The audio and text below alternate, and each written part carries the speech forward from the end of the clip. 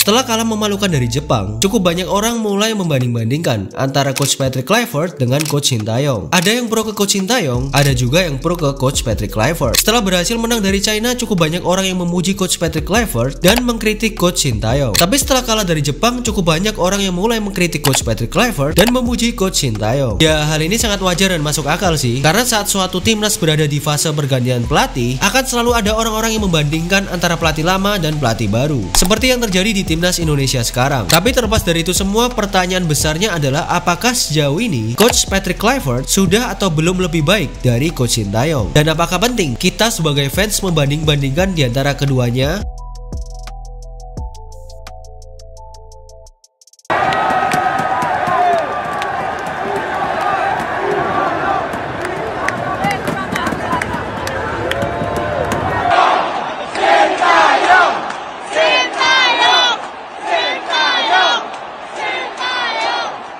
Coach Sintayong telah melatih timnas Indonesia sejak 1 Januari 2020 dan berakhir pada awal tahun 2025. Jadi sudah 5 tahun lamanya dalam menangani timnas Indonesia. Ya, sebenarnya tidak full 5 tahun sih, karena tahun 2020 Coach Sin juga sempat terhambat dalam menjalankan programnya oleh karena pandemi COVID-19. Mungkin total Coach Sin melatih timnas Indonesia itu selama 3-4 tahunan lah. Dengan durasi 3-4 tahunan bisa dibilang Coach Sin cukup sukses dalam melatih timnas Indonesia. Hasilnya juga bisa dilihat oleh hampir semua orang. Hampir ya, karena lucunya masih ada beberapa orang yang sampai sekarang mungkin belum bisa melihat hasil kinerja kepelatihan Coach Sintayong pada timnas Indonesia selama ini. Dalam 3-4 tahun Coach Sin telah berhasil melakukan hal gila. Apa hal gila itu? Yaitu berani memotong generasi. Buat kalian semua yang mungkin belum tahu, jika ada seorang pelatih yang berani memotong generasi di timnas nasional, bisa dibilang pelatih tersebut pemberani. Kenapa? Ya jelas, memainkan pemain muda atau potong generasi di timnas nasional adalah hal yang tidak mudah, karena lawan-lawan yang dihadapi adalah timnas senior dari negara-negara lain. Dari skill, pengalaman, dan mental jelas kalah jika dibandingkan. Dan Coach Sin berani melakukan hal gila itu. Resiko apa yang harus diterima jika seorang pelatih berani memotong generasi? Ya, awal-awalnya pasti akan terbantai dan babak belur, karena mayoritas menggunakan pemain yang masih sangat muda. Dan hasilnya sekarang bisa dilihat, pemain-pemain muda hasil didikan Coach Sin bisa memiliki kualitas seperti Rizky Ridho, Pratama Arhan, Asnawi Mangkualam, Marcelino Ferdinand, Egy Maulana Fikri, Witan Sulaiman, Ramadan Sananta, Alvendra Dewangga, Hernando Ari, dan lain-lain. Hasil kinerja Coach Sin pertama kali bisa dilihat pada ajang AFF 2020.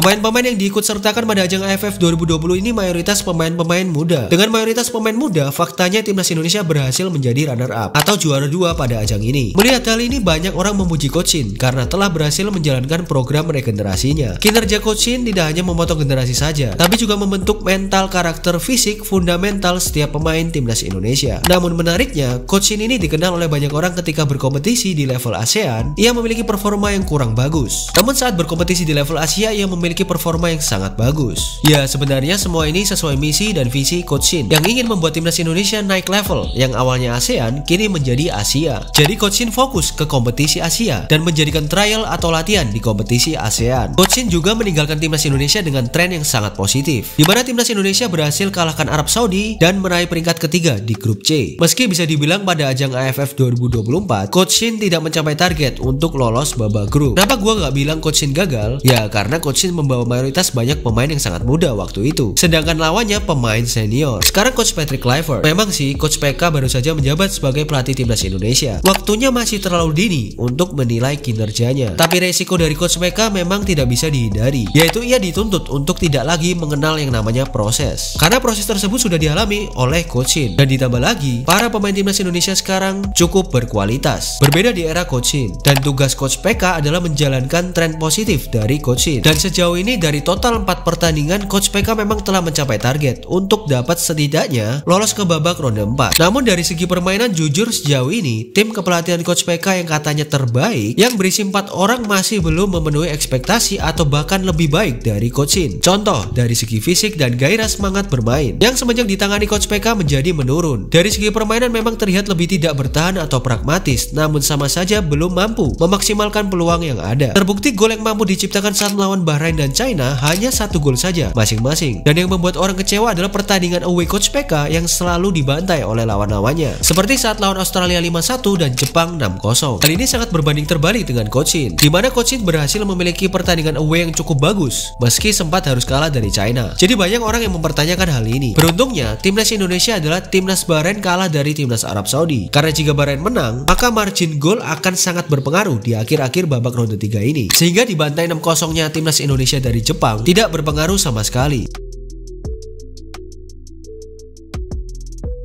Jujur sebenarnya gue gak setuju sama sekali jika konteksnya hanya untuk membanding-bandingkan siapa yang lebih jago antara Coach Sintayong dan Coach Patrick Kluivert. Jika konteksnya untuk mengkritik Coach PK sekarang, setuju-setuju aja. Contoh di media sosial sekarang terdapat statement yang menurut gue lucu dan kocak, yang membandingkan 4 kali main, 2 kali menang, 2 kali kalah.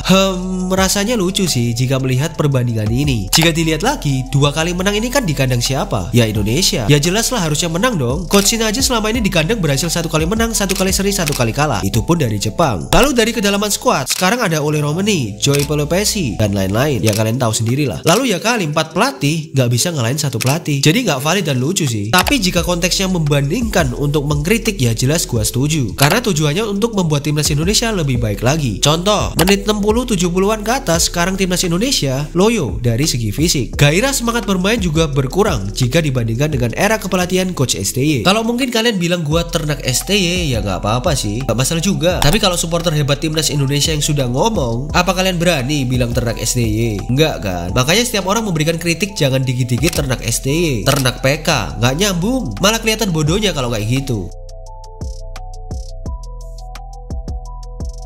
Tapi kalau membanding-bandingkan siapa yang hebat dan lebih jago, ya gua nggak setuju. Kalau ada yang bilang setelah Indonesia kalah memalukan dari Jepang kemarin, gua nggak pernah lihat Jepang main seserius ini. Beda kelas, Jepang aja masih ngalahin Jerman dan Spanyol. Wajar sih timnas Indonesia kalah. Kenapa pikirannya tidak diubah menjadi Jepang aja bisa ngalahin tim yang kualitasnya ada di atasnya, atau tim yang pernah juara Piala Dunia bahkan? Kenapa timnas Indonesia tidak bisa? Harusnya timnas Indonesia juga bisa lah, ya nggak sih? Lagi pula, skuad timnas Jepang ini yang berhadapan dengan timnas Indonesia adalah lapis 2. Ya memang tetap kuat, tapi ya nggak valid sama sekali alasannya. Sedangkan skuad lapis 1 Jepang kan lagi nonton di tribun. Sudah tidak ada alasan lagi yang cocok setelah kekalahan timnas Indonesia dari Jepang kali ini. Apa? Pemain kita yang kalah kualitas? Ya kali pemain keturunan kita kalah kualitas. Ya enggak lah. Kalau timnas Jepang skuad lapis 1 masih masuk akal kalau kalah kualitas. Gue sempat menyinggung juga seberapa pentingnya chemistry. Dan chemistry itu tidak bisa dibentuk dalam waktu yang cepat. Ini nyata. Makanya kalau kalian orang yang paham olahraga, harusnya tahu. Kalau kalian bilang pemain profesional itu nggak butuh lama buat bangun chemistry. Kalau gitu kenapa timnas Indonesia saat lawan Jepang kocar-kacir? Kalahnya Indonesia dari Jepang itu salah satu faktornya juga karena chemistry yang buruk. Katanya chemistry bisa dibangun dengan cepat asal pemain profesional. Bedain, kalau pemahaman taktikal memang tidak butuh lama sebagai pemain profesional. Tapi membangun chemistry itu butuh waktu, mau pemain profesional atau tidak. Dan terakhir, kita harus tetap mendukung timnas Indonesia dan tim kepelatihan sekarang, serta selalu memberikan kritik yang membangun untuk timnas Indonesia.